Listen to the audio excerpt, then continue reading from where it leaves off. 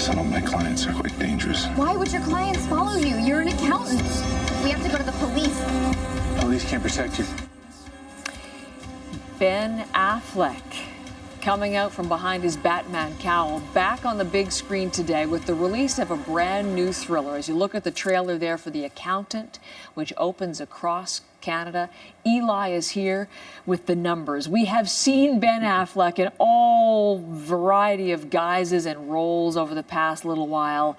So do these numbers add up for him in The Accountant? It's an interesting role for Ben, Big Ben, because I think what he does best is kind of the conflicted alpha male. You look at him in The Town, in Gone Girl, and yet this, he's not a Daniel Day-Lewis. This is not the kind of actor who disappears into a role. He kind of adds and subtracts, and yet this role of Chris Wolfe is a very different kind of part. I would say a challenge for Big Ben. Kristen Wolfe is an actuarial who has had a hidden life actually as someone who is, well, a hitman on the side and is also autistic and has spent his life trying to blend in, trying to dampen down his senses so he can pass off as what's called a neurotypical. Let me give you a sense of his troubled backstory, a little flashback as you see a therapist and his father talking about Chris as a child. Take a look. He has highly advanced cognitive skills. The obsessive personality. Can our son lead a normal life? Define normal. Maybe he's capable of much more than we know. Well, it turns out he's capable of growing up into a mixture of James Bond meets Rain Man. He's this human adding machine who is in heavy demand and can certainly hold his own. Enter the omnipresent J.K. Simmons as the head of the Treasury Department, who is hot on his trail. They're playing connect the dots, and so Chris decides to take a break from the bad guys and help out with a white-collar crime case regarding a biotech company. Enter Anna Kendrick as the younger accountant who discovers a discrepancy and is supposed to help Chris with the files. You notice a change in tone there, I was going to say, is this not a thriller?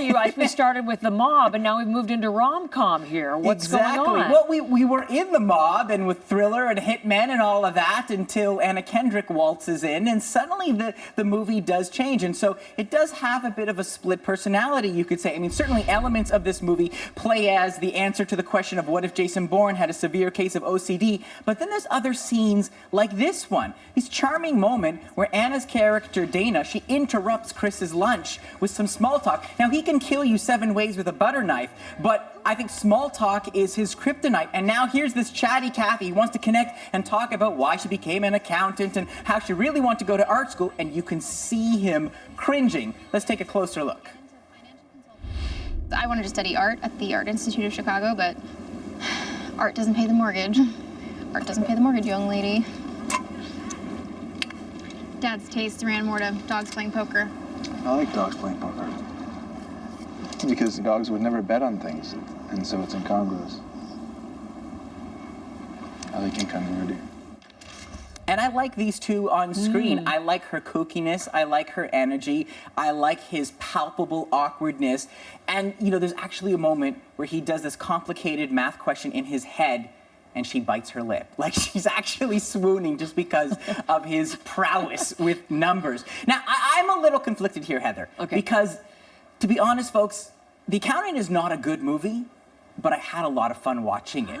And so it's a flawed film, but in spite of that, The Ledger says? Yeah, exactly. The Ledger says yes. I mean, in spite of the tortuous origin stories, enough childhood flashbacks to fill season 2 of Stranger Things, in spite of family dynamics that devolve into gasp-worthy plot twists, the plot is about as scatterbrained as Dana and Chris's relationship, but, and here's the but, as that robotic assassin, Ben Affleck brings this almost comical sense of efficiency to the endeavor. He's brutal, he's cold-minded, and practical. And if you think about it, James Bond or Jason Bourne, they'd have to be obsessed to be as good as they can. At least with this, we have an explanation. And so in the end, pulpy popcorn fun. I have to admit I enjoyed it. Implausible but entertaining, 3.5 out of 5.